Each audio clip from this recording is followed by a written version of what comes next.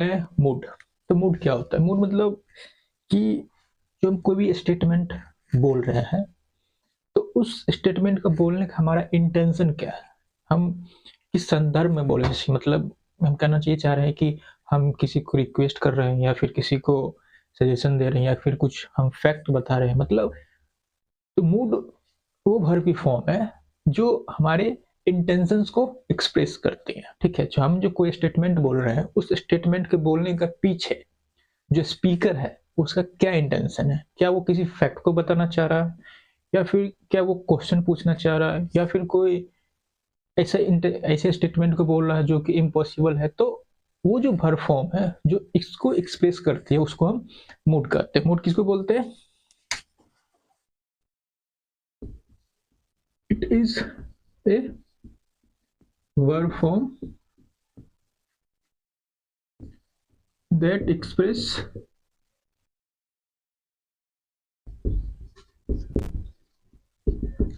intention of speaker। ठीक है, एक verb form है जो कि जो स्पीकर है उसके इंटेंशन को एक्सप्रेस करती है। ठीक, तो हमने पढ़ा था कि पिछले क्लास में जो वर्ब फॉर्म होती है, जब हम टेंस की चर्चा कर रहे थे उसमें हमने ये बोला था कि जो वर्ब फॉर्म होती है वो तीन प्रकार की होती है। जैसे कि अगर वर्ब की फॉर्म, हमने कहा था अगर वर्ब की फॉर्म टाइम पॉइंट को एक्सप्रेस करे, हमने कहा था वो टेंस है। अगर वर्ब की फॉर्म इंटेंशन को एक्सप्रेस, किसका इंटेंशन? इंटेंशन ऑफ स्पीकर, हमने उसको मूड बोला था। और हमने पढ़ा था वॉइस, कहा अगर वर्ब की फॉर्म ये एक्सप्रेस करे कि जो वर्ब का सब्जेक्ट है वो डूअर है या रिसीवर है, तो हम उसको क्या बोला था? वॉइस। वो वर्ब की फॉर्म हम क्या बोलते हैं? वॉइस। ये क्या एक्सप्रेस करती है? सब्जेक्ट इज डूअर और रिसीवर ऑफ एक्शन। उसी प्रकार से मूड भी एक वर्ब की फॉर्म है जो कि ये एक्सप्रेस करती है कि जो जो स्पीकर है उसका इंटेंशन क्या है उस स्टेटमेंट को कहने के पीछे। तो ये हमने लिख लिया। अब आगे बढ़ते हैं। जो मूड होती है, यानी मूड जो वर्ब की फॉर्म होती है, तो मूड तीन प्रकार की होती है। मूड तीन प्रकार की होती है।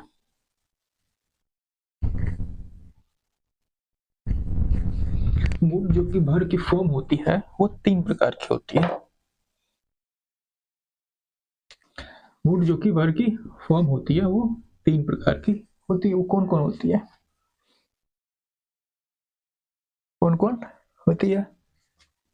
तो एक होती है इंडिकेटिव मूड,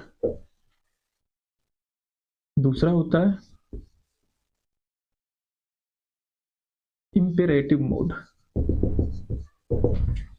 और तीसरा होता है सबजंक्टिव मूड।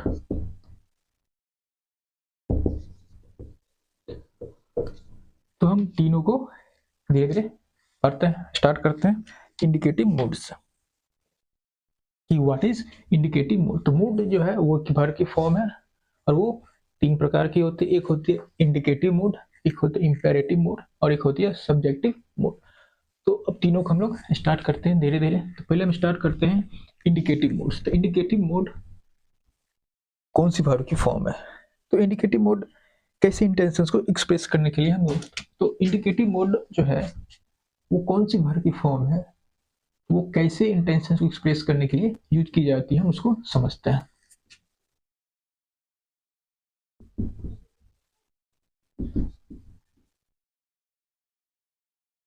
इंडिकेटिव मोड क्या है? तो इंडिकेटिव मोड वर्ब की वो फॉर्म है, ये वर्ब की वो फॉर्म है जिसको हम यूज करते हैं टू एक्सप्रेस, क्या क्या एक्सप्रेस करने के लिए? इंडिकेटिव मोड वर्ब की वो फॉर्म है जिसको हम यूज करते हैं क्या एक्सप्रेस करने के लिए? फैक्ट्स, दूसरा ओपिनियंस, तीसरा क्वेश्चंस। तो इंडिकेटिव मोड वर्ब की वो फॉर्म है जिसके थ्रू हम एक्सप्रेस करते हैं फैक्ट को, ओपिनियन को एंड क्वेश्चन को। तो कुछ एग्जांपल देखते हैं कि फैक्ट से हमारा क्या मतलब है। फैक्ट से मतलब है that is truth, anything that is true. कोई भी चीज जो सही है वो हो गया फैक्ट। ओपिनियन से क्या मतलब है कि किसी भी चीज के बारे में हमारा क्या विचार है, कि वो सुंदर है या खराब, हम जिसको बोलते हैं स्ट्रांग है, वो दैट इज आवर ओपिनियन। कोई भी चीज सुंदर या खराब नहीं होता, वो हमारा नजरिया होता है, वो हमारा खुद का ओपिनियन होता है। ठीक है, ये सब्जेक्टिव अप्रोच है। मतलब कोई चीज किसी के लिए सुंदर हो सकता है, किसी के लिए खराब हो सकता है, दैट इज ओपिनियन। एक होता है क्वेश्चन, अब हम इंट्रोगेट कर रहे होते हैं तो वो क्या question.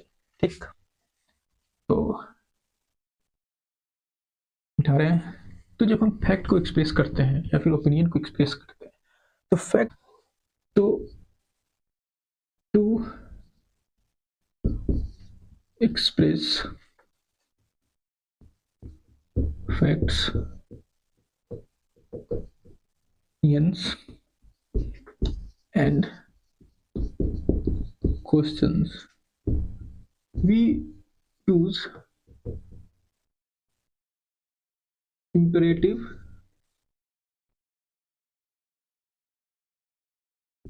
mode of imperative indicative mode of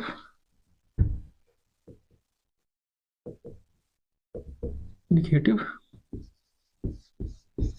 mode of verb forms।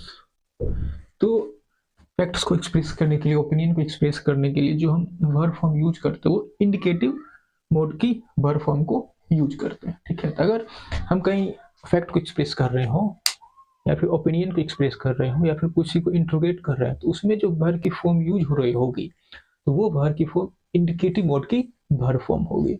और अगर वो वर्ब फॉर्म इंडिकेटिव मोड की है तो वहां जो वर्ब फॉर्म यूज होगी, तो वर्ब फॉर्म कैसे यूज होगी? Verb forms used use according to number of subject and tense of sentence। तो अगर हम इंडिकेटिव मोड की वर्ब फॉर्म यूज कर रहे हैं तो वो जो वर्ब होगी वो यूज होगी according to the number of subject, की सिंगुलर है या प्लूरल है। दूसरा कि टेंस जो है वो सेंटेंस का क्या है, प्रेजेंट है तो कुछ और वर्ब की फॉर्म यूज होगी, पास्ट है तो वर्ब की सेकंड फॉर्म यूज होगी, पास्ट इंडेफिनिट है तो ये हो गया। तो वो जो वर्ब की फॉर्म हम यूज करते हैं इंडिकेटिव मोड में, वो सब्जेक्ट के नंबर और टेंस के अकॉर्डिंग चेंज होती है। ठीक, अब हम एग्जांपल देखते हैं। तो यहाँ हमने 3 सेंटेंस लिखा है। एक लिखा है मोहन लिव्स इन दिल्ली। तो यहाँ जो लिव्स वर्ब है वो हुआ है थर्ड पर्सन सिंगुलर नंबर के अकॉर्डिंग यूज। तो यहाँ कैसे यूज हुआ है? अकॉर्डिंग टू सब्जेक्ट और ये टेंस के अकॉर्डिंग। दूसरा बात हम क्या बता रहे हैं, मोहन लिव्स इन दिल्ली, ये क्या है? फैक्ट है। तो ये क्या होगा? चूंकि ये फैक्ट है तो यहाँ कौन सी मोड की वर्ब यूज होगी? इंपेरेटिव मोड की, सॉरी इंडिकेटिव मोड की वर्ब फॉर्म यूज होगी, चूंकि ये फैक्ट हमने बात किया था। अगर हम फैक्ट को एक्सप्रेस करें तो वहां जो वर्ब की फॉर्म यूज होगी वो किसकी फॉर्म की फॉर्म यूज होगी? Indicative mode. अब इंडिकेटिव मोड में जो वर्ब की फॉर्म होती है वो डिपेंड करते हैं किसके? सब्जेक्ट के नंबर और टेंस के अकॉर्डिंग। मान लो यहाँ हम लिख रहे होते हैं कि पास्ट के एक्टिविटी को बता रहे होते थे, यहाँ लिखते हैं हम लिव्ड, क्योंकि पास्ट का अगर फैक्ट होता तो अगर यहाँ लिखा होता सब्जेक्ट कि राम एंड मोहन दोनों लिखा होता, यहाँ लिव्स की जगह क्या लिख देते हैं? लिव। तो हम यही बता रहे हैं कि जो इंडिकेटिव मोड की वर्ब फॉर्म होती है वो सब्जेक्ट के नंबर और टेंस के अकॉर्डिंग चेंज होती है। यहाँ हमारा अभी जो सब्जेक्ट है वो क्या थर्ड पर्सन है और सिंगुलर नंबर है, तो इसलिए हमने यहाँ थर्ड पर्सन सिंगुलर नंबर के लिए वर्ब की SIS फॉर्म लिखी है। चूंकि ये फैक्ट है इसलिए हम यहाँ जो वर्ब की फॉर्म यूज कर रहे हैं वो किसी मोड के? इंडिकेटिव मोड की वर्ब फॉर्म है। किसी मोड? Indicative mode. तो लिव्स किस मोड में लिखा है? इंडिकेटिव मोड की वर्ब फॉर्म है। ये क्या है? एक फैक्ट है। दूसरा सेंटेंस अगर हम देखें, मोहन वर्क्स हार्ड, ये क्या है? एक ओपिनियन है। अगर ये फैक्ट नहीं है तो ये क्या है? एक ओपिनियन है। अगर मान लो कि मोहन वर्क हार्ड ना करता हो, बट हम ऐसा मानते हैं वो हार्ड वर्क करता है, तो ये फैक्ट ना हो कि एक ओपिनियन भी हो सकता है। अगर फैक्ट हो तो भी कोई दिक्कत नहीं, अगर ये फैक्ट नहीं है तो ये एक ओपिनियन है। अगर ये ओपिनियन है तो यहाँ जो वर्ब की फॉर्म यूज होगी वो इम्परेटिव मोड की वर्ब फॉर्म होगी यूज, सॉरी इंडिकेटिव मोड की वर्ब फॉर्म यूज होगी।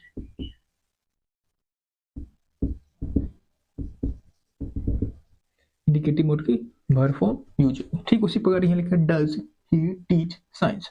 तो यहाँ हमने क्या पूछा, क्वेश्चन हमने कहा था अगर हम इंट्रोगेट करें, क्वेश्चन पूछे तो वहां भी इंडिकेटिव मोड की वर्ब फॉर्म यूज होती थी। यहाँ जो हमने वर्ब फॉर्म लिखा है वो इंडिकेटिव मोड की वर्ब फॉर्म लिखी है, और इंडिकेटिव मोड की वर्ब जो है वो सब्जेक्ट के नंबर और टेंस के अकॉर्डिंग यूज होती है। चूंकि यहाँ कैसा सब्जेक्ट है, सिंगुलर सब्जेक्ट है और सिंगुलर है, थर्ड पर्सन है, इसलिए हमने यहाँ डज लिखा है। ठीक, अगर मान लो यहाँ यू होता था, यहाँ हम डू लिख देते, that I want to tell you. तो इंडिकेटिव मोड की जो वर्ब फॉर्म होती है उसको हम यूज करते हैं फैक्ट्स को, ओपिनियन को और क्वेश्चन को एक्सप्रेस करने के लिए। और इसमें हम जो वर्ब की फॉर्म है वो सब्जेक्ट नंबर टेंस के अकॉर्डिंग यूज करते हैं। ठीक, आगे बढ़ते हैं, स्टार्ट करेंगे इम्पेरेटिव मोड। तो इम्पेरेटिव मोड क्या है?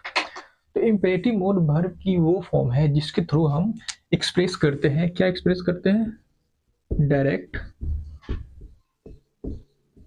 ऑर्डर्स, एडवाइस एंड रिक्वेस्ट को। तो इम्पेरेटिव मोड वर्ब की वो फॉर्म है जिसके थ्रू हम डायरेक्ट ऑर्डर्स, एडवाइस या रिक्वेस्ट को एक्सप्रेस करते हैं। अब यहाँ क्या इंपॉर्टेंट है? तो यहाँ हमारे पास इंपॉर्टेंट है डायरेक्ट वर्ड। हम डायरेक्ट वर्ड हम ये कहना चाहते हैं, हम डायरेक्ट ऑर्डर किसको कर सकते हैं? हम डायरेक्ट ऑर्डर सिर्फ अपने लिसनर को ही कर सकते हैं। तो लिसनर कौन होता है? डायरेक्ट ऑर्डर, तो मतलब डायरेक्ट ऑर्डर, एडवाइस, रिक्वेस्ट जो है, तो हम डायरेक्ट ये तीनों चीज है डायरेक्ट हम किसको कर सकते हैं? ओनली लिसनर को। और लिसनर कौन होता है? Second person. और सेकेंड पर्सन के लिए जो हमारा इंग्लिश उसमें एक ही प्रोनाउन है, सेकेंड पर्सन के लिए हमारे इंग्लिश में एक ही प्रोनाउन है जो कि है यू, जो कि है यू, और कोई भी वर्ड नहीं है जो सेकेंड पर्सन के लिए हमारे पास है। इसलिए जब भी हम इंपेरेटिव सेंटेंस लिखते हैं तो उसका जो सब्जेक्ट है वो हमेशा क्या होता है? यू होता है।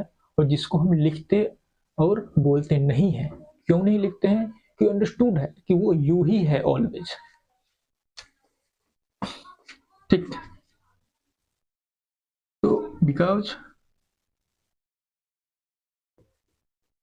You is only subject in imperative sentence, so it is not written, इसलिए इसको लिखा नहीं जाता है एंड नॉट स्पोकन, और इसको बोला भी नहीं जाता है। ठीक, हम समझ गए। तो ना ही इसको लिखा जाता है ना ही बोला जाता है, क्योंकि अंडरस्टूड होता है कि इसका जो सब्जेक्ट हो हमेशा यू है, क्योंकि एक ही है ही, दूसरा हो ही नहीं सकता, हम इसको इसलिए नहीं लिखते हैं। तो इसलिए जो इंपेरेटिव सेंटेंस है क्या होता है? ऑलवेज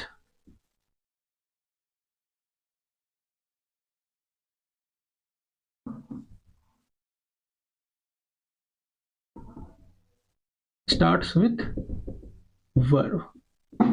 इसलिए जो इंपेरेटिव सेंटेंस है हमेशा स्टार्ट होता है किससे? वर्ब से। ठीक, तब हम कुछ एग्जांपल देखते हैं। तो यहाँ हमने 3 एग्जांपल लिखा है। ठीक है, ये तीनों क्या है? देखो तीनों का तीनों जो है वो वर्ब से स्टार्ट हो रहा है। ये हमने सब्जेक्ट क्यों नहीं लिखा? क्योंकि अंडरस्टूड है कि इसका सब्जेक्ट हमेशा यू होगा।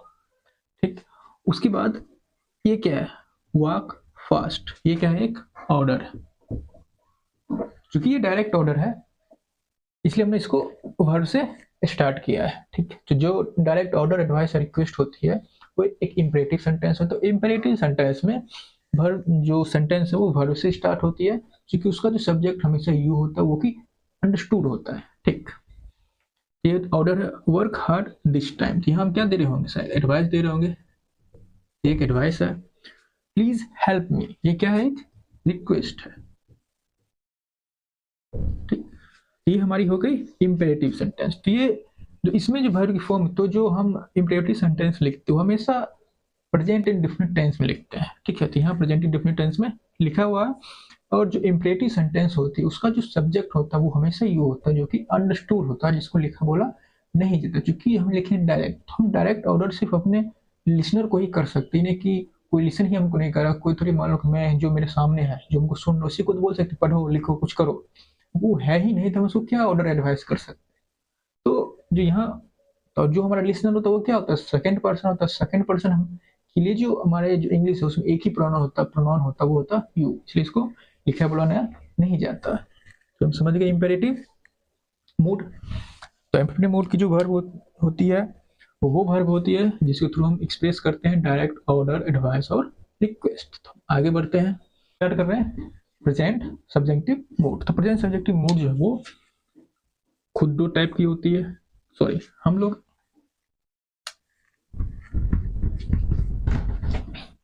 तो हम स्टार्ट कर रहे हैं।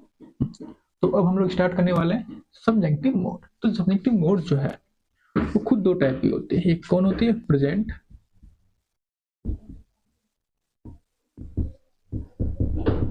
सब्जेक्टिव मोड, और एक होती है पास्ट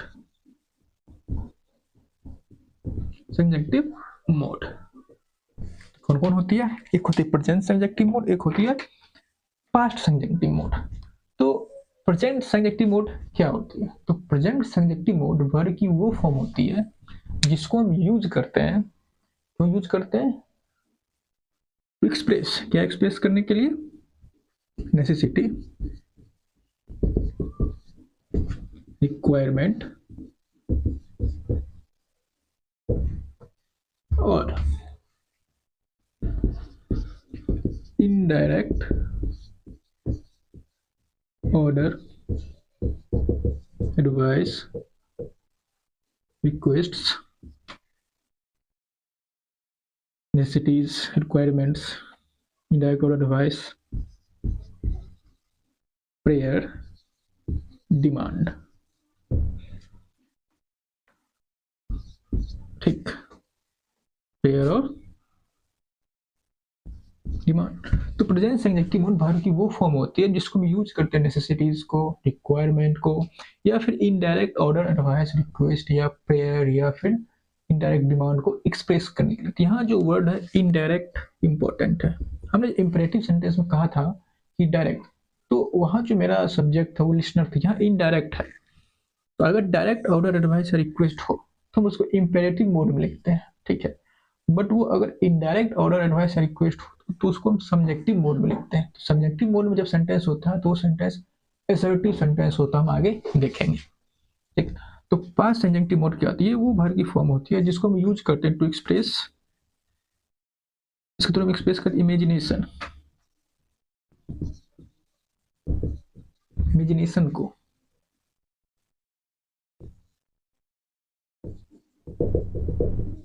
अनरियलिटीज को, इम्प्रोबेबिलिटीज को, मतलब जो इमेजिनेशंस हो, मतलब जिसकी होने की संभावना ना हो, जो इम्प्रोबेबल हो, जो नहीं हो सकता है, तो जो ऐसे एक्सप्रेशंस होते हैं उसको हम यूज करते हैं पास्ट सब्जेक्टिव मोड के थ्रू, ठीक। तो आगे बढ़ते हैं, पढ़ते हैं दो सेंटेंस। तो यहाँ में दो सेंटेंस लिखा है कि the man asked his son that he dash there was, और यहाँ भी एक वही सेंटेंस है, बस अंतर क्या है कि यहाँ हमने दैट लिखा है और यहाँ हमने इफ लिखा है। तो इस दैट इफ में क्या अंतर, ठीक है। तो जब हम डायरेक्ट जो स्पीच होता है उसको हम इनडायरेक्ट बना रहे होते हैं, अगर वो डायरेक्ट स्पीच कोई जनरल फैक्ट या स्टेटमेंट हो तो हम दैट कंजंक्शन यूज करते हैं।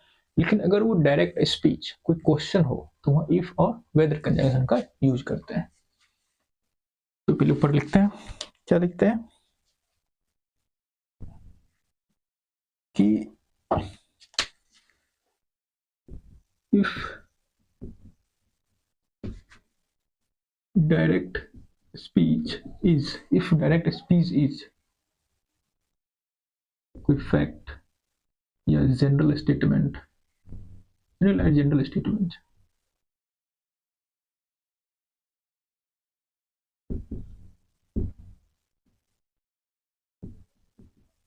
then use that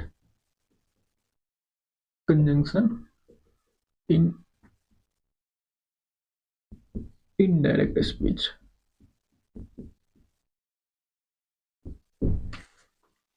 तो अगर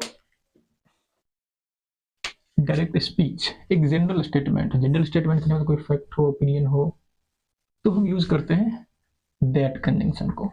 ठीक, वही इसको लिखिए पहले। वही अगर डायरेक्ट स्पीच जनरल स्टेटमेंट ना हो के एक क्या हो, अगर एक क्वेश्चन हो, तो हम यहाँ यूज करते हैं इफ या वेदर कंजंक्शन। ठीक,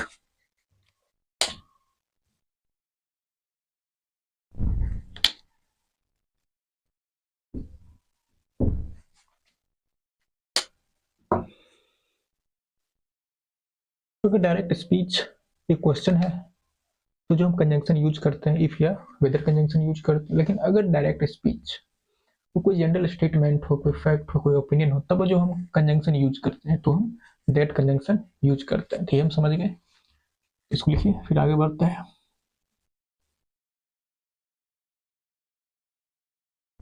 तो यहाँ हमने दैट कंजंक्शन यूज कर रखा है, हमने इफ कंजंक्शन यूज कर रखा है। तो हमने ये समझा है कि अगर हमारा डायरेक्ट स्टेटमेंट यानी कि जो हम नरेशन होता है, अगर उसका डायरेक्ट जो स्पीच है वो एक जनरल स्टेटमेंट हो, कोई फैक्ट हो, तो वहाँ डायरेक्ट इनडायरेक्ट बनाते समय हम दैट कंजंक्शन का यूज करते हैं। बट अगर वो डायरेक्ट स्पीच वो क्या हो, डायरेक्ट स्पीच का जो रिपोर्टिंग जो बोलते हैं रिपोर्टिंग स्पीच हो, तो डायरेक्ट जो सेंटेंस है उसका जो रिपोर्टिंग स्पीच होता है, अगर वो क्या हो, जनरल स्टेटमेंट हो, तो दैट अगर वो रिपोर्टिंग स्पीच जो डायरेक्ट सेंटेंस है उसका रिपोर्टिंग स्पीच कोई क्वेश्चन हो, तो हम क्या यूज करते हैं, इफ और वेदर कंजंक्शन। मतलब इफ यूज किए हैं तो कोई ना कोई क्वेश्चन रहा होगा, इसलिए आगे वाला जो स्टेटमेंट है ये स्टेटमेंट कोई क्वेश्चन रहा होगा। क्योंकि हम यहाँ इफ यूज कर रहे हैं, तो ये जो स्टेटमेंट है ये कोई ना कोई क्वेश्चन रहा होगा। अब यहाँ दैट यूज कर रहे हैं, तो इसका मतलब ये जो स्टेटमेंट है ये कोई ना कोई जनरल स्टेटमेंट होगा, कोई फैक्ट रहा होगा। ठीक,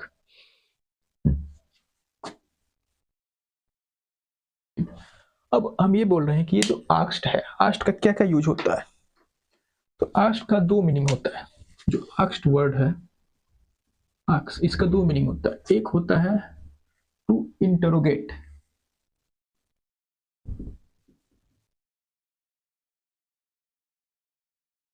और दूसरा होता है, एक होता है टू इंटरोगेट, दूसरा होता है कुछ रिक्वेस्ट करना, टू रिक्वेस्ट या अर्ज करना। ठीक, तो आस्क जो वर्ड है उसका दो मीनिंग होता है, वो सेंटेंस के अनुसार वेरी कर। कभी उसका मीनिंग आता है कि हम किसी को रिक्वेस्ट कर रहे हैं, एक जगह उसका मीनिंग आता है कि हम उससे कुछ पूछ रहे हैं। तो कुछ एग्जांपल देखते हैं उसका।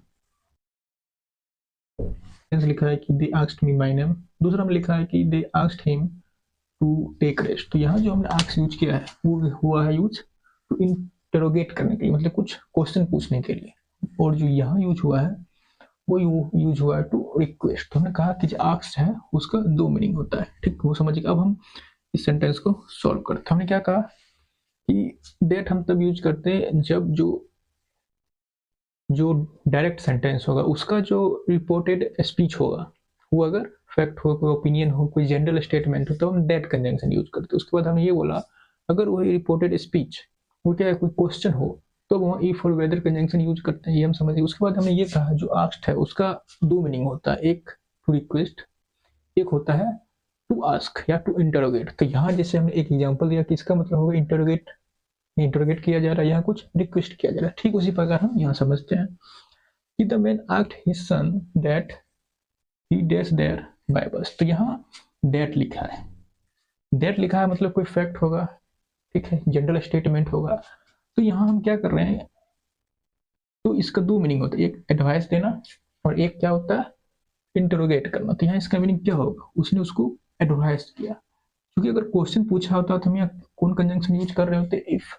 क्योंकि अगर ये रिक्वेस्ट कर रहा है या फिर एडवाइस कर रहा है, तो इस रिक्वेस्ट या एडवाइस को इंट्रोड्यूस करने के लिए हमने क्या यूज किया है, दैट कंजंक्शन, हमने कंजंक्शन में बताया था कि दैट जो कंजंक्शन है वो सबऑर्डिनेट कंजंक्शन है जिसको हम यूज करते हैं टू इंट्रोड्यूस समथिंग। तब यहाँ इस स्टेटमेंट को जो कि एडवाइस उसको इंट्रोड्यूस करने के लिए यूज किया है। अब चूंकि ये इनडायरेक्ट एडवाइस क्यों है? क्योंकि हमने कहा अगर ये डायरेक्ट एडवाइस होता तो ये इंपेरेटिव सेंटेंस में लिखा जाता, और इंपेरेटिव सेंटेंस वर्ब से स्टार्ट होती है, ठीक है।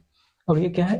वर्ब से स्टार्ट नहीं हुई, एक असर्टिव सेंटेंस है, तो ये एक इंपेरेटिव सेंटेंस है, इसलिए एक इनडायरेक्ट एडवाइस। क्योंकि ये इनडायरेक्ट एडवाइस है तो इसमें जो वर्ब फॉर्म यूज होगी कैसे यूज होगी? प्रेजेंट सब्जेक्टिव मोड के अनुसार। और एक और बात, प्रेजेंट सब्जेक्टिव मोड है, प्रेजेंट सब्जेक्टिव मोड में प्रेजेंट सब्जेक्टिव मोड में वर्ब की बेस फॉर्म यूज होती है। तो एक बार वो याद रखना है, अगर हम किसी भी सेंटेंस को प्रेजेंट सब्जेक्टिव मोड में लिख रहे हैं तो वहां वर्ब की बेस फॉर्म यूज होगी। तो ये एक इनडायरेक्ट एडवाइस है, और इनडायरेक्ट एडवाइस को हम प्रेजेंट सब्जेक्टिव मोड में लिखते हैं। तो यहाँ क्या लिखेंगे? कौन सा लिखेंगे? गो, वर्ब की बेस फॉर्म।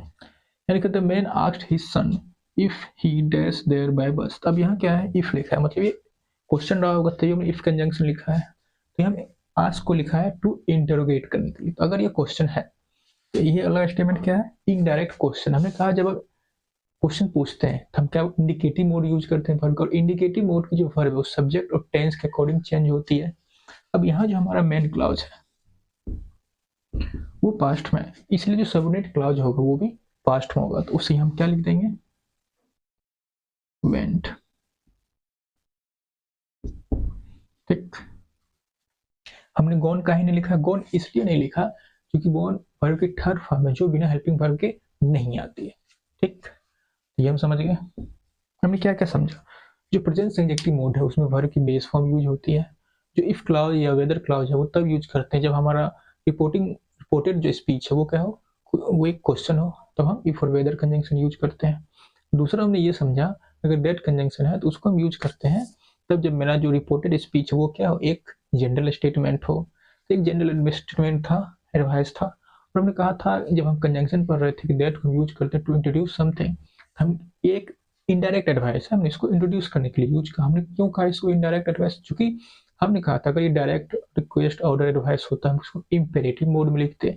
इंपेरेटिव मोड में क्या होती है? सेंटेंस जो है वर्ब से स्टार्ट होती है, वर्ब से स्टार्ट नहीं हो रही है, ये एक असर्टिव सेंटेंस। तो इनडायरेक्ट एडवाइस जो होती है एक असर्टिव सेंटेंस होती है। तो हम कैसे पहचानेंगे ये डायरेक्ट एडवाइस है या इनडायरेक्ट एडवाइस है? तो अगर वो इंपेरेटिव सेंटेंस लिखा है तो डायरेक्ट एडवाइस है, तो इंपेरेटिव सेंटेंस होगा तो वर्ब से स्टार्ट होगा। अगर वो इनडायरेक्ट एडवाइस है तो असर्टिव सेंटेंस में लिखा होगा। ठीक, तो असर्टिव सेंटेंस इसलिए ऐसा है, समझ गए? हमने दो सेंटेंस लिखा है, इसमें लिखा है कि it is imperative that the passport carry your photo. Imperative मतलब होता है नेसेसरी, इंपेरेटिव मतलब होता है नेसेसरी या मैंडेटरी। ये मैंडेटरी है या फिर नेसेसरी है कि पासपोर्ट जो है आपका फोटो कैरी करे। अगर मान लो सिर्फ इतना लिखा होता the passport carries your photo तो हम इसको एक फैक्ट मान लेते और ये सेंटेंस सही हो जाता। बट हम पूरे कॉन्टेक्स्ट को पढ़ें और समझे तो ये बोल रहा है कि इट इज ये नेसेसरी है। तो ये पूरा कॉन्टेक्स्ट एक नेसेसिटी को एक्सप्रेस कर रहा है।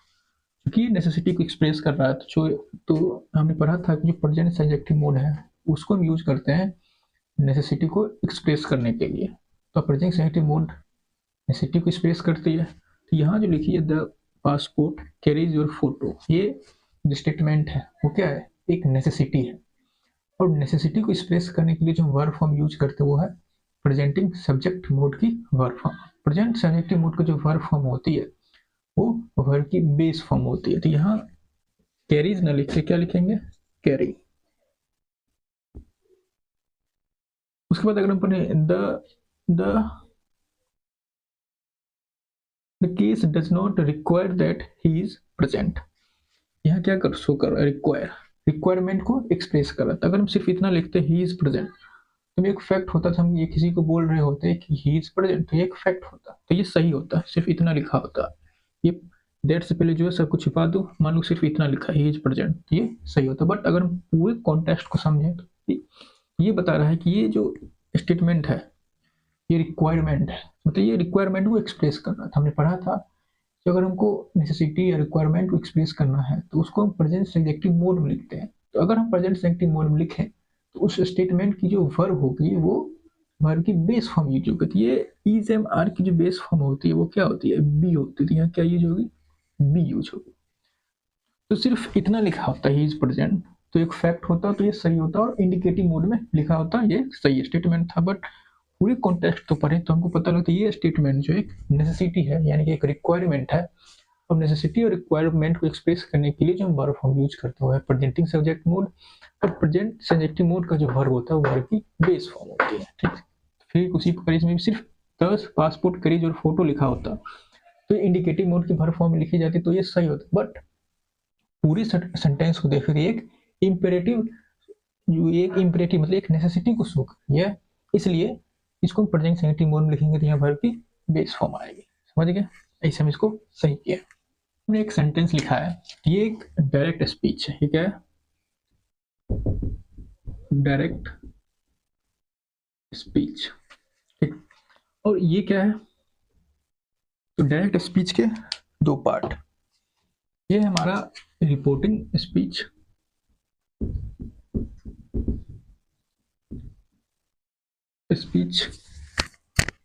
ये हमारा है रिपोर्टेड स्पीच। एक और ये जो वर्ब है इसी को हम बोलते हैं रिपोर्टिंग वर्ब। ये रिपोर्टिंग वर्ब का ऑब्जेक्ट। ठीक, ये हो गया हमारा रिपोर्टेड वर्ब। ठीक, एक डायरेक्ट स्पीच है, इनकी डायरेक्ट नरेशन बोल दो, और इस डायरेक्ट नरेशन को हम इनडायरेक्ट नरेशन बनाना चाह रहे हैं। ये जो रिपोर्टेड स्पीच है उस स्पीच है वो क्या है, एक इंपेरेटिव सेंटेंस, वो एक डायरेक्ट एडवाइस। जब हम इसको डायरेक्ट से इनडायरेक्ट बनाएंगे तो ये इनडायरेक्ट एडवाइस में कन्वर्ट होगा। ठीक, हमको क्या पता है, जो इंपेरेटिव सेंटेंस होता है उसका जो सब्जेक्ट होता है वो एक लिसनर होता है। क्या होता है, लिसनर होता है, जो कि सेकेंड पर्सन जिसको हम बोलते हैं। ठीक उसी प्रकार जो रिपोर्टिंग वर्ब होती है उसका जो ऑब्जेक्ट होता है वो भी लिसनर ही होता है, वो भी सेकेंड पर्सन ही होता है। ठीक, हमने क्या बोला, जो इंपेरेटिव सेंटेंस है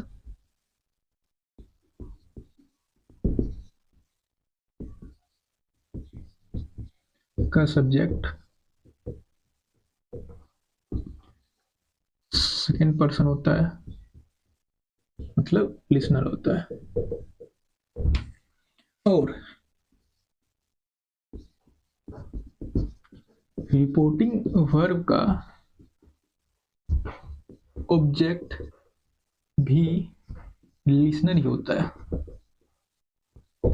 इसलिए आप लोग को पढ़ाया जाता है कि second person change according to object of reporting verb. इसलिए हमको बोला जाता है, चूंकि दोनों सेम है, ये भी सेकेंड पर्सन ही है, ये भी सेकेंड पर्सन ही है, इसलिए हम सेकेंड पर्सन को चेंज करते हैं। That's why second person in reported speech change according to किसके अनुसार, ऑब्जेक्ट ऑफ रिपोर्टिंग पर। तो आज क्लियर हो गया होगा हम क्यों बोलते हैं कि सेकंड पर्सन जो है रिपोर्टिंग वर्ब के ऑब्जेक्ट के अनुसार क्यों चेंज करेंगे, ये क्लियर हो गया होगा। ठीक, अब ये बात हम समझ गए। हमें ये भी समझ लिया रिपोर्टेड स्पीच किसको बोलते हैं, रिपोर्टिंग स्पीच किसको बोलते हैं, रिपोर्टिंग वर्ब किसको बोलते हैं, रिपोर्टेड वर्ब किसको बोलते हैं। अब हम इसको डायरेक्ट से इनडायरेक्ट नरेशन में कन्वर्ट करेंगे, इसको लिख लीजिएगा।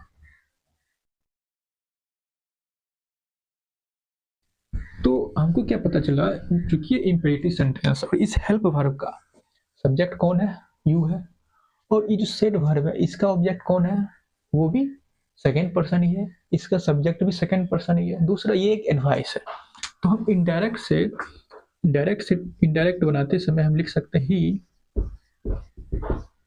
एडवाइज्ड हर। यहां तक समझ गए। और हमको क्या पता चला, इस जो वर्ब हेल्प इसका जो सब्जेक्ट है और जो रिपोर्टिंग वर्ब का जो ऑब्जेक्ट है वो सेम है। तो हम क्या करेंगे, इस इंपेरेटिव सेंटेंस का जो मेन वर्ब है इसको नॉन फिनाइट वर्ब बना लिए। एक नॉन फिनाइट वर्ब है, नॉन फिनाइट वर्ब का क्या है, ये इन्फिनेटिव है। इन्फिनेटिव क्या होता है हम लोग पढ़ चुके हैं।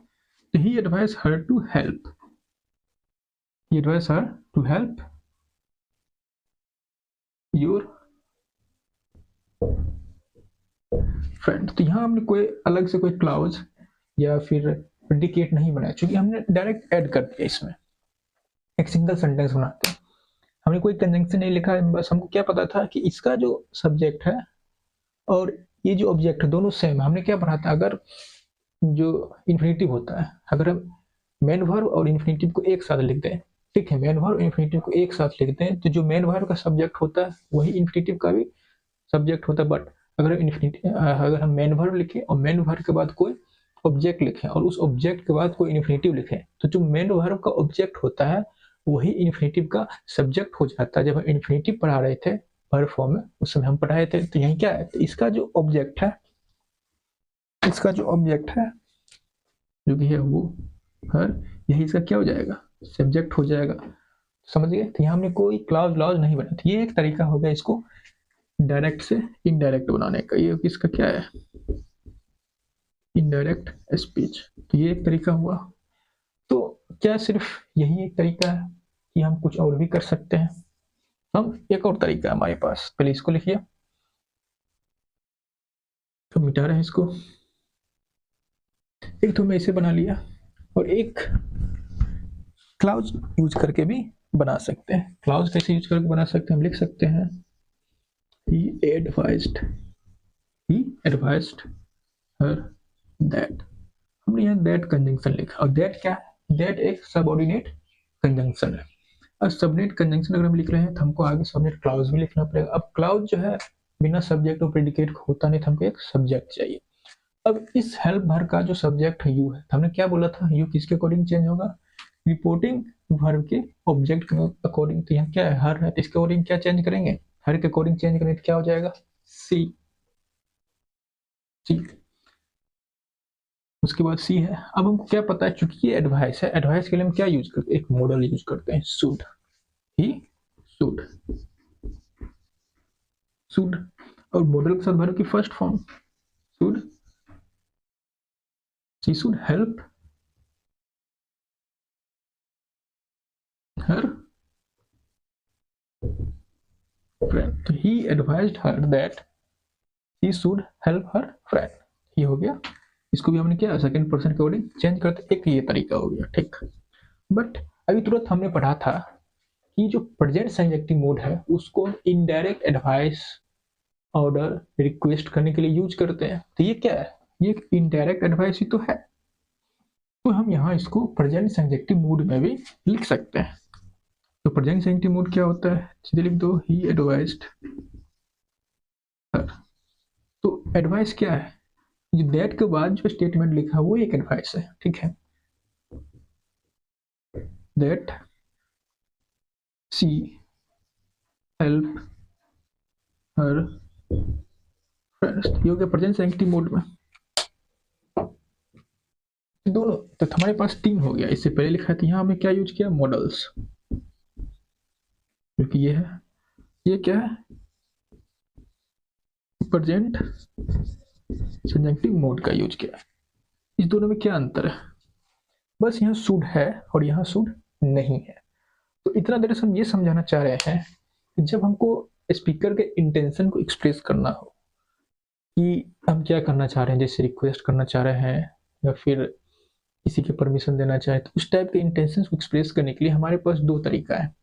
या तो मॉडल्स का यूज करके भी कर सकते हैं, या फिर हम प्रेजेंट सब्जेक्टिव मोड में भी लिख सकते हैं, ठीक। अगर हमको स्पीकर के इंटेंशन को एक्सप्रेस करना है तो हमारे पास दो ऑप्शन है, या तो हम मॉडल्स का यूज कर लें, या तो हम मॉडल्स का यूज कर लें, या फिर मोड का यूज कर लें। तो हमारे पास इंटेंशंस को एक्सप्रेस करने के लिए दो तरीके, या तो मॉडल्स का यूज कर लें या फिर मोड का यूज कर लें। दोनों में अंतर क्या है? ये मॉडल्स जो है वो एक हेल्पिंग वर्ब है और मोड क्या है? ये एक मेन वर्ब है। तो हमारे पास दो तरीके हैं इंटेंशंस को, स्पीकर के इंटेंशंस को एक्सप्रेस करने के। एक तो मॉडल की मदद से कर लें, दूसरा मोड का यूज करके कर लें। दोनों में अंतर क्या है? मॉडल्स हेल्पिंग वर्ब है और जो मोड है वो क्या है? एक मेन वर्ब है, बस। तो अब अगर हमें किसी के इंटेंशंस को एक्सप्रेस करना है डायरेक्ट वर्ब की फॉर्म को यूज करके, तो उसको हम प्रेजेंट सब्जेक्टिव मोड में लिखेंगे, लेकिन हम उसको चाहे तो उसके बिना भी लिख सकते हैं, मॉडल्स का यूज करके भी लिख सकते हैं। तो अगर हमको डायरेक्ट वर्ब का फॉर्म यूज करके लिखना है तो प्रेजेंट सब्जेक्टिव मोड में लिख दो, अगर हमको हेल्पिंग वर्ब की मदद से लिखना है तो मॉडल्स का यूज करके लिख दो, ठीक। हमने भी ये कहा था कि अगर हमको किसी के इंटेंशन को एक्सप्रेस करना है तो हम डायरेक्ट वर्ब के फॉर्म को यूज करके भी कर सकते हैं, यानी कि प्रेजेंट सब्जेक्टिव मोड में लिख के, या फिर मॉडल के मदद से भी लिख सकते हैं। दोनों सेम फंक्शन करती है। तो फिर हमने जो पहले सेंटेंस लिखा था उसी को लिखे हैं, जैसे the case doesn't require the case doesn't require that he does present। हम ये लिखा, हमने लिखा the case doesn't require that,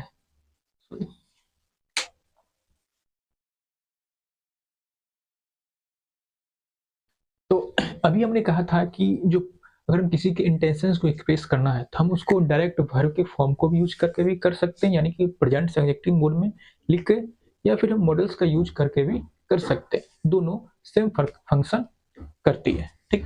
तो यहाँ हमने लिखा the case doesn't require that he dash present, it is imperative that passport dash carry your photo. तो ये सेंटेंस हम पहले कर चुके हैं, अब इसको हम दो तरीके से कर सकते हैं। जैसे हमने कहा अगर हमको प्रेजेंट सब्जेक्टिव मोड में लिखना है तो डायरेक्ट वर्ब की फॉर्म लिख दो, ही बी प्रेजेंट, ये हो गया प्रेजेंट सब्जेक्टिव। दूसरा हम क्या लिख सकते हैं? ही शुड बी प्रेजेंट, हम ये भी लिख सकते हैं। अगर हम सिर्फ ये लिखें, ये क्या है? Present subjunctive mode.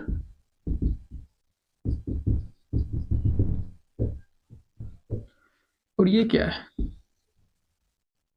ये है यूजिंग मॉडल्स, मॉडल्स का यूज करके हम दोनों तरीके से एक्सप्रेस कर सकते हैं। इट इज इम्परेटिव, इम्परेटिव मतलब नेसेसिटी, और नेसेसिटी को एक्सप्रेस करने के लिए कौन सा मॉडल्स यूज कर सकते हैं? मस्ट या should, passport should carry, carry option था यहाँ, कैरी, या फिर या डायरेक्ट कैरी। सिर्फ कैरी क्यों? क्योंकि जो प्रेजेंट सब्जेक्टिव मोड होता है उसमें वर्ब की बेस फॉर्म यूज होती है। अगर हम मॉडल्स का यूज करें तो मॉडल्स के साथ ही वर्ब की बेस फॉर्म यूज होती है। यही हमने चर्चा किया था कि अगर हमको किसी के इंटेंशंस को एक्सप्रेस करना है, अगर हम डायरेक्ट वर्ब के उसको हम डायरेक्ट वर्ब के फॉर्म के थ्रू भी कर सकते हैं तो हम प्रेजेंट सब्जेक्टिव मोड में लिखेंगे। अगर उसी काम को हम मॉडल्स के थ्रू भी कर सकते हैं तो हम मॉडल्स लिखेंगे। दोनों सेम फंक्शन करती है। लिखा they requested the man that he dash shout there, और यहाँ हमने कुछ ऑप्शंस दिए हैं। अगर हम ये पढ़े तो हमने लिखा रिक्वेस्टेड मतलब एक रिक्वेस्ट है, मतलब that he dash shout there, मतलब ये जो पूरा स्टेटमेंट है ये एक क्या है? रिक्वेस्ट है। और एक कैसा रिक्वेस्ट है? Indirect request. इनडायरेक्ट रिक्वेस्ट क्यों है? अगर ये डायरेक्ट रिक्वेस्ट होता तो इंपेरेटिव फॉर्म में लिखा होता, और इंपेरेटिव मोड में लिखा होता। इंपेरेटिव मोड कैसे लिखे जाते हैं? वर्ब से स्टार्ट होते। तो ये क्या है? एक इनडायरेक्ट रिक्वेस्ट। चूंकि ये इनडायरेक्ट रिक्वेस्ट है तो इसको कैसे लिखेंगे?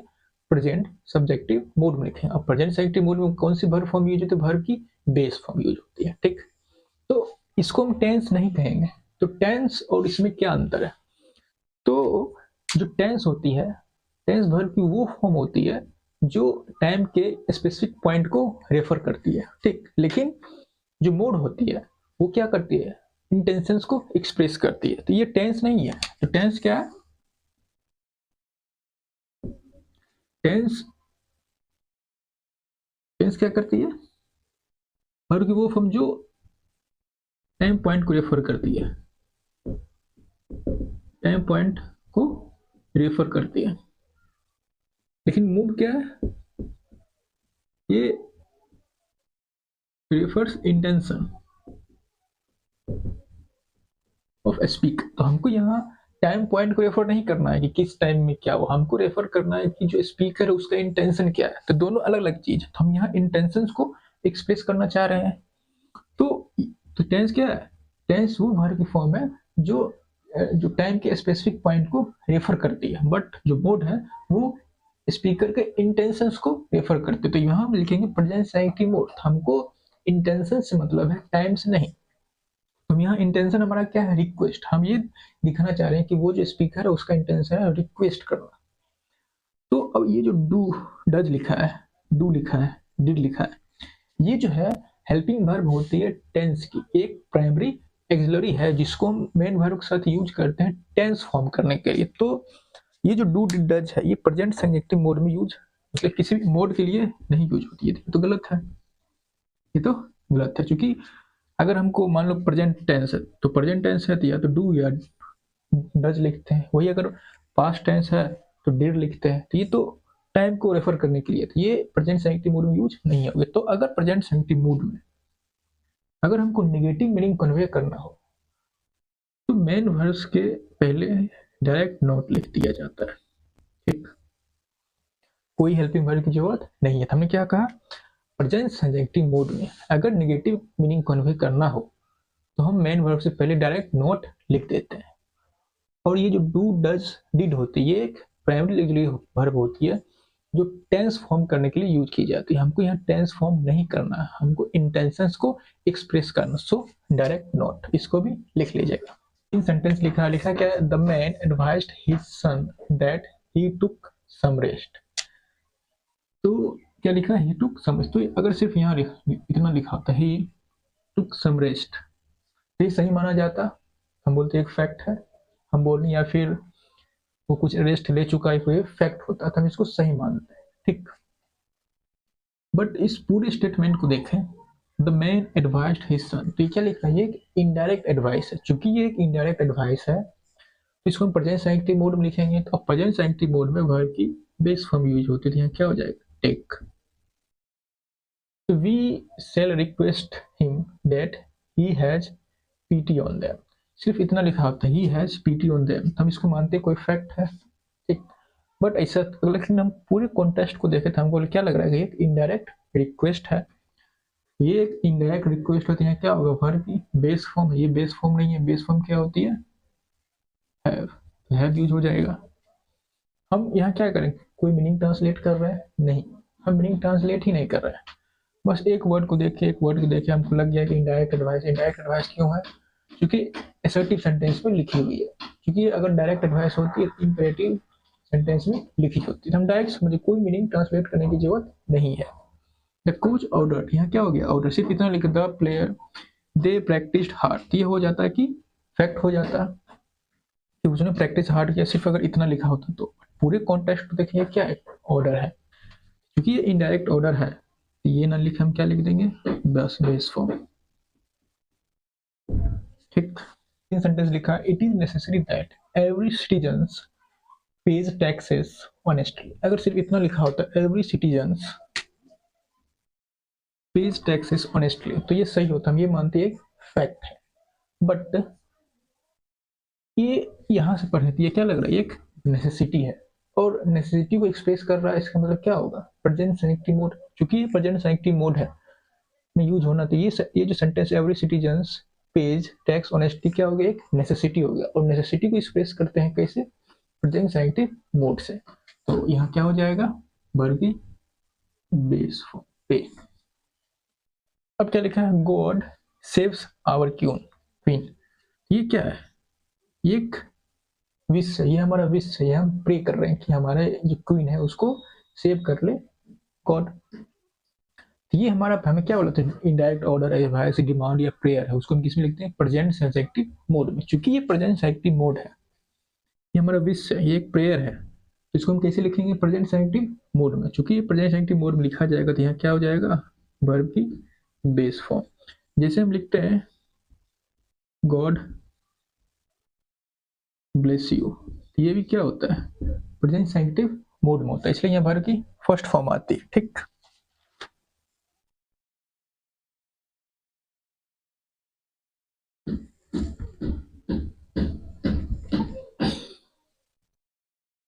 गॉड ब्लेस दी, जो लिखा है वो विश है कि भगवान तुम्हारी रक्षा करे, ऐसा हम प्रेयर कर रहे हैं। इसको हम, क्योंकि हमारी विश है एक प्रेयर, इसलिए उसको प्रेजेंट साइंटिफिक मोड में लिखते हैं। अब हम इसको पढ़ते हैं। The workers demanded that the corrupt manager was suspended. ये क्या है? डिमांड है हमारा। हमने कहा था डिमांड है, प्रेयर है, इसको किसमें लिखते हैं हम? प्रेजेंट सब्जेक्टिव मोड में। बट जो सस्पेंड करेगा मैनेजर जो है वो डूअर नहीं है, डूअर कोई और है। मैनेजर को सस्पेंड किया जाएगा। तो हमको यहाँ क्या चाहिए? पैसिव मीनिंग चाहिए। तो यहाँ पहले तो पैसिव मीनिंग चाहिए, दूसरा क्या है? प्रेजेंट साइंटिफिक मोड है। तो एक्टिव मीनिंग के लिए जब हम प्रेजेंट साइंटिफिक मोड में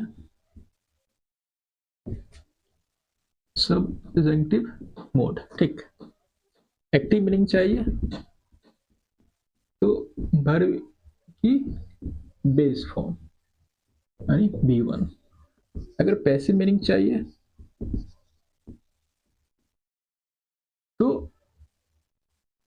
पैसिव मीनिंग चाहिए तो वर्ब बी प्लस वर्ब की थर्ड फॉर्म लिखना है, ठीक। तो प्रेजेंट साइंटिफिक मोड में अगर हमको एक्टिव मीनिंग कन्वे करना है तो वर्ब की बेस फॉर्म, वर्ब की फर्स्ट फॉर्म। अगर हमको पैसिव मीनिंग कन्वर्ट करना है तो वर्ब की बी प्लस थर्ड फॉर्म। तो यहाँ क्या हो जाएगा? ये हट जाएगा और बी लिखा जाएगा। तो worker demanded that the corrupt manager be suspended, क्योंकि जो मैनेजर उसको सस्पेंड किया जाए, इसका डिमांड है। मैनेजर किसी को सस्पेंड नहीं करेगा, मैनेजर को ही सस्पेंड करना है। तो यहाँ जो सब्जेक्ट वो डूअर नहीं, डूअर कोई और है। वही सिर्फ इतना ही लिखा होता है, the corrupt manager was suspended. तो हम इसको एक फैक्ट मान लेते हैं और ये सही हो जाता है। बट ये पूरा कॉन्टेस्ट है तो एक डिमांड है। तो ये जो स्टेटमेंट है ये एक डिमांड है, ठीक। इसलिए हमने इसको प्रेजेंट साइंटिफिक मोड में लिखा, क्योंकि ये पैसिव है। पैसिव मीनिंग कन्वे करना, इसलिए बी प्लस वर्ब की थर्ड फॉर्म, ठीक। हमने एक सेंटेंस लिखा है, the lady prayed to the lord Buddha that her son was restored to life. तो यहाँ एक क्या प्रेयर है, सिर्फ इतना लिखा होता कि हर सन वो रिस्टोर टू लाइफ। तो ये एक फैक्ट होता, हम इसको सही मानते हैं। बट एक पूरा स्टेटमेंट को पढ़ते हैं तो हमको पता लगता है ये एक फैक्ट नहीं, ये क्या है, यहाँ से हर सन से लेके टू लाइफ। तो ये क्या एक फैक्ट ना हो कि क्या हो गया, एक प्रेयर हो गई। हम प्रे कर रहे हैं, क्योंकि ये प्रे है। इसको किस में लिखेंगे? प्रेजेंट साइंटिफिक मोड में। बट जो हर सन है वो इस रिस्टोर का डूअर नहीं है। डूअर कौन है? वो बुद्धा है। बुद्धा से कहा जा रहा है कि आप ऐसा करो। तो यहाँ जो सब्जेक्ट है वो डूअर ना है, डूअर कोई और है, इसलिए हमने इसको पैसिव फॉर्म में लिखा है और यहाँ हो जाएगा। तो पैसिव फॉर्म क्या होती है? बी प्लस उस वर्ब की थर्ड फॉर्म, जिसको हम पैसिव बना रहे हैं, ठीक। कुछ क्लाउज लिखे हैं। अगर किसी स्टेटमेंट के पहले ये क्लाउज लिखी हो, it is necessary, it is advised, या फिर इट इज क्रिटिकल, या फिर इट इज इम्पेरेटिव, या फिर इट इज ऑर्डर, तो हम समझ जाएंगे कि अगला जो स्टेटमेंट इसके आगे लिखा होगा, इस क्लाउज का आगे जो भी स्टेटमेंट लिखा होगा उसको हमको किसमें लिखना? उसको हमको लिखना है प्रेजेंट सब्जेक्टिव मोड में। उसको हमको लिखना है प्रेजेंट सब्जेक्टिव मोड में, क्योंकि ये किसको डिपिक्ट कर रहा है कि ये कोई नेसेसिटी है। ये डिपिक्ट कर रहा है कि जो अगला स्टेटमेंट हो कोई एडवाइस होगा, जो कि इनडायरेक्ट एडवाइस होगा। ये बता रहा है कि ये कोई ऑर्डर एडवाइस या ये नेसेसिटी को रिप्रेजेंट कर रहा है। तो अगर ये क्लाउज किसी स्टेटमेंट से पहले लिखा होगा तो हम ये समझ जाएंगे कि जो अगला जो स्टेटमेंट है वो कोई नेसेसिटी, रिक्वायरमेंट, प्रेयर या फिर डायरेक्ट ऑर्डर एडवाइस, इसमें से कुछ होगा। अगर इसमें से कुछ है उसको किसमें लिखना पड़ेगा? प्रेजेंट सब्जेक्टिव मोड में, ठीक। तो और भी कुछ है। अगर हमारा मेन क्लाउज है, ठीक, अगर हमारा मेन क्लाउज है उसमें ये सब वर्ब, जैसे मेन क्लाउज का वर्ब ये हो, अगर हमारा मेन क्लाउज का वर्ब जैसे वांट हो, इंसिस्ट हो, या फिर डिमांड हो, या फिर रिकमेंड हो, रिक्वेस्ट हो, रिक्वायर हो, एडवाइस हो, प्रेयर हो, डिमांड हो, तो अगर ये सब जो है वर्ब हो इसकी हमारी मेन क्लाउज को, तो उसके आगे जो क्लाउज लिखी होगी सबनेट क्लाउज, वो क्या होगी? वो डिपिक्ट कर रही होगी नेसेसिटी को या फिर रिक्वायरमेंट को, अकॉर्डिंग टू दो वर्ब जो इस वर्ब में से कौन सा वर्ब यूज हुआ है मेन क्लाउज में, उस पर डिपेंड करेगा। हो सकता है वो डिमांड हो, या फिर हो सकता है वो प्रेयर हो, या फिर कोई ऑर्डर हो, या फिर कोई रिक्वेस्ट हो, या कोई फिर नेसेसिटी हो। तो चूंकि ये सब डिपिक्ट कर रहा है, तो मतलब इसके आगे जो क्लॉज लिखा होगा वो क्या होगा, एक नेसेसिटी होगा, कोई रिक्वायरमेंट होगा। अगर कुछ इसमें से कुछ है तो उसको हमको कैसे लिखना पड़ेगा, प्रेजेंट सब्जेक्टिव मोड में। ठीक है, अगर हम प्रेजेंट सब्जेक्टिव मोड में लिखते हैं तो उसका जो वर्ब कैसे लिखा जाएगा, वर्ब की बेस फॉर्म। अगर एक्टिव है तो ओनली वर्ब की फर्स्ट फॉर्म, अगर वो पैसिव मीनिंग कन्वे करे बी प्लस वर्ब की थर्ड फॉर्म। अगर उससे हमको नेगेटिव मीनिंग कन्वे करना है, जो मेन वर्ब है उससे पहले जस्ट नॉट लिख देंगे, कोई भी उसके बगल में हेल्पिंग वर्ब लिखने की जरूरत नहीं है। तो आज के लिए इतना ही।